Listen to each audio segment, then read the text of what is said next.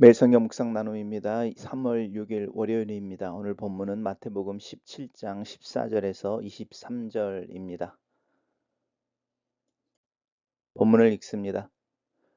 그들이 무리에게 이르매 한 사람이 예수께 와서 꿇어 엎드려 이르되 주여 내 아들을 불쌍히 여기소서. 그가 간질로 심히 고생하여 자주 불에도 넘어지며 물에도 넘어지는지라. 내가 주의 제자들에게 데리고 왔으나 능히 고치지 못하더이다. 예수께서 대답하여 이르시되 믿음이 없고 패역한 세대여, 내가 얼마나 너희와 함께 있으며 얼마나 너희에게 참으리요. 그를 이리 데려오라 하시니라.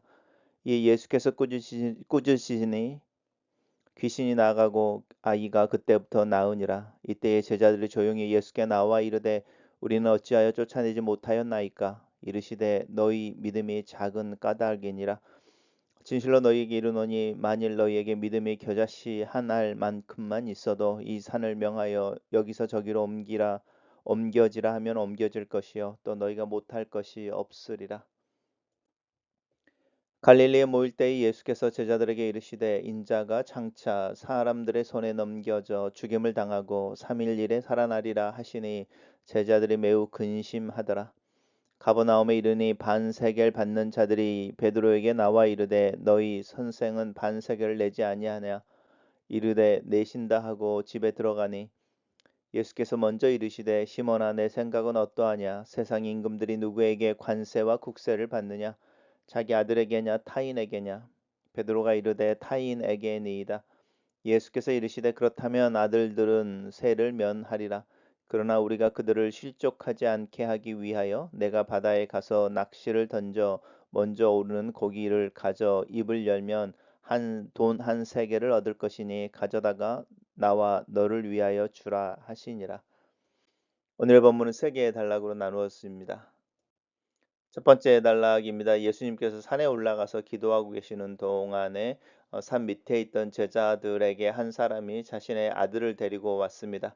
그 아들은 간질로 인하여 심한 고생을 하고 있는데 주님 그 제자들이 고치지 못하고 있었던 것이죠. 예수님께서 제자들에게 오시는 것을 보시고 이 아버지가 예수님에게 달려가 무릎을 꿇고 엎드려 이르되 이야기하는 거죠. 내 아들을 고쳐 주십시오라고 하는 부분입니다.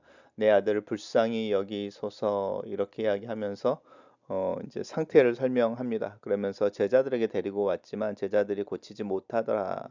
이렇게 말하고 있습니다. 예수님께서 대답하시되 믿음이 없고 패역한 세대여, 내가 얼마나 너희와 함께 있으며 얼마나 너희에게 참으리요라고 말씀하시는데, 이 믿음이 없고 패역한 세대가 누구인지 어떤 사람들을 의미하는지 우리 좀 고민해 봐야겠습니다. 내가 얼마나 너희와 함께 있으며 예수님의 답답함이 이제 표현되어지고 있죠. 믿음이 없고 패역한 세대, 그리고 믿음이 작은 까닭이다라고 하는 것과 연관되어집니다. 제자들을 책망하고 계신다고 볼 수 있습니다. 예수님께서 꾸짖으시니 귀신이 나가고 그 아이가 그때부터 낫습니다. 제자들이 체면이 있었는지 조용히 예수님께 나와서 자신들은 왜 고치지 못했는지를 묻습니다. 그럴 때에 믿음이 작은 까닭이다 이렇게 말합니다. 그러면서 이 진실로 진실로 너희에게 이르노니 중요한 부분이죠. 믿음이 겨자 하나만큼, 겨자씨 하나만큼, 겨자씨는 일반적으로 가장 작은 사이즈의 씨앗을 의미하는 거니까 정말 작은 믿음만 있어도 그 믿음은 이제 역사를 일으키는 거죠. 그래서 사도 바울이 데살로니가에서 믿음의 역사, 사랑의 수고, 소망의 인내라는 표현을 쓰고 있을 때 이 믿음의 역사라고 하는 부분인데, 작은 믿음이지만 진실된 믿음이면 큰 역사를 일으킨다, 일을 한다라고 하는 부분을 강조하고 계십니다. 단락을 요약해 보겠습니다.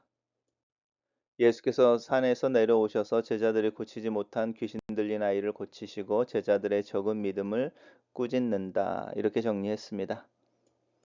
두 번째 단락에서 이제 갈릴리에서 모일 때 예수님께서 제자들에게 말씀하십니다. 인자가 장차 사람들의 손으로 넘겨져, 이제 사람들의 손이라고 하는 것은 예루살렘에 있는 종교 지도자들을 의미하죠. 죽임을 당하고 3일 만에 다시 살아나리라라고 예수님의 고난에 대해서 또 죽음과 부활에 대해서 이야기할 때에 제자들이 매우 근심합니다. 왜 제자들은 예수 그리스도의 고난에 대한 이야기를 들으면서 근심한 걸까요? 사실은 고난과 죽음이 끝이 아니라 부활에 대한 이야기까지 하고 있는데 라고 할 때 한번 고민해 보실 필요가 있습니다. 왜 그들이 근심하는 것인지. 단락을 요약해 보겠습니다. 갈릴리에서 예수께서 제자들에게 자신의 고난과 죽음과 부활에 대해 말씀하시니 제자들이 매우 근심한다. 이렇게 정리했습니다. 세 번째 단락입니다. 가버나움에 이르니 반세계를 받는 자들, 이런데 반세계를 받는다는 것은 성전세를 의미합니다. 이제 예루살렘에 있는 성전을 유지하기 위해서 이스라엘 백성들에게 유대에 살고 있는 이들에게 부과되어지던 세금입니다. 세겔이라고 하는 것은 이제 동전의 의미도 있고요. 또 무게의 의미도 있습니다. 그래서 이제 성전세로 내는 세겔이라고 하는 그 의미와 일반적인 세겔은 약간 차이가 있습니다. 어쨌든 종교적으로 내는 이 반세겔이라고 하는 부분, 종교세를 받는 사람들이 와서 예수님은 왜 반세겔을 정교세를 내지 않느냐 이제 이렇게 이야기하니까 베드로가 낸다 걱정하지 마 이러고 이제 예수님에게 와서 이제 이 종교세 이야기를 하는 거죠. 그때 예수님이 분명하게 말씀하십니다. 세상 사람들이 누구에게 관세와 국세를 받느냐, 자기 아들에게서냐, 타인에게서냐. 무슨 말이냐면 예수님과 예수님을 따르는 제자들은 하나님 나라에 속해 있고 사실은 하나님과 하나님의 아들들로 이렇게 가족으로 이제 인정을 받고 있는 상황에서 이 종교세라고 하는 것이 의미가 없다 이런 이야기를 하고 계시는 거죠. 하지만 이제 그들이 실족하지 않게 하기 위해서라고 하는 이 종교적으로 이 성전세를 받는 이들을 이제 낭망하거나 낙심하지 않게 하기 위해서 우리가 세금을 내자라고 말씀하시면서 이제 바다에 가서 낚시를 해서 제일 먼저 잡히는 고기에 입을 열면 한 세겔이 있을 테니 그것을 가지고 너와 나를 위해 내라 이렇게 말씀하십니다. 단락을 요약해 보겠습니다. 예수께서 성전세를 내지 않는 것에 대해 의미를 말씀하시나 그들이 실족하지 않게 하기 위해 물고기를 잡아 그 입 안에 세겔로 세금을 내신다. 이렇게 정리했습니다.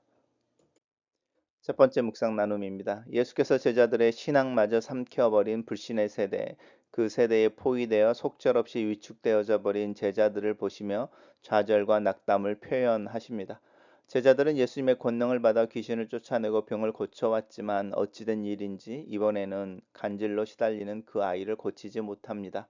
시내산에 올라간 모세의 부재 속에서 믿음 없는 무리의 책동으로 황금 송아지를 만들었던 이스라엘 백성들처럼 제자들은 변화산에 올라가신 예수님의 부재 상황에서 의심되는 무리에 둘러싸여 믿음을 잃었을 것입니다.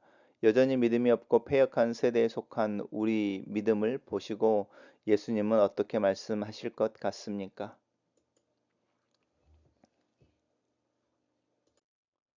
겨자씨 한 알만큼의 믿음은 그 역시 작은 믿음으로 믿음이 작아 귀신을 쫓아내지 못한 제자들에게 언급하신 말씀으로는 모순처럼 들리기도 합니다. 그러나 제자들의 믿음이 작다는 것은 효력이 없다는 그리고 효력 없는 믿음을 의미합니다. 권위, 지식, 경험을 믿음이라 착각했다가 믿음이 필요한 상황이 닥쳐왔을 때 빈약한 미천이 드러나 버린 것입니다. 반면 오늘 살아있는 믿음으로 새롭게 주님을 신뢰한다면 오랜 의심과 절망 속에 잠시 피어난 작은 믿음일지라도 그 믿음을 통해 하나님이 그곳에 역사하실 것입니다. 순환받을 것을 예수님은 두 번째로 예고하고 계십니다. 사람들에게 넘겨지겠지만 그것은 제자들의 배반에 의한 무기력한 죽음이 아니라 우리를 살리기 위해 아들을 죽음에 내어 주신 아버지의 사랑의 표현이자 우리를 향한 구속 계획의 성취입니다. 근심할 소식이 아니라 감사할 소식임을 기억하면 좋겠습니다. 세상 왕들이 자기 자녀에게 세금을 물리지 않듯이 원칙적으로 제자들은 하나님의 참된 아들이니 성전세를 내지 않아도 됩니다. 다만 로마에 내는 세금과 달리 성전세는 제국의 압제 아래서 유대 민족의 정체성을 키우는 수단이므로 굳이 거부하여 오해를 살 필요가 없습니다. 악을 조장하는 질서에는 단호히 대응하되 공공의 질서를 위해서라면 자유와 권리를 양보하는 선택이 필요합니다. 글로 쓰는 기도입니다. 살아계신 하나님 나의 믿음 적음을 도와주시옵소서. 예수 그리스도의 이름의 권세를 알고 있으면서도 그 권세 아래 머리를 숙이지 못하는 나의 교만함을 용서하여 주시옵소서. 주님의 이름의 권세를 사용할 줄 모르는 무지를 용서하시옵소서. 예수를 그리스도로 고백하는 믿음이 내 마음에 실리기를 원합니다. 그 믿음으로 오늘 하루를 용기 있게 또 믿음으로 담대하게 살기를 기도합니다. 나를 도와주시옵소서. 아멘.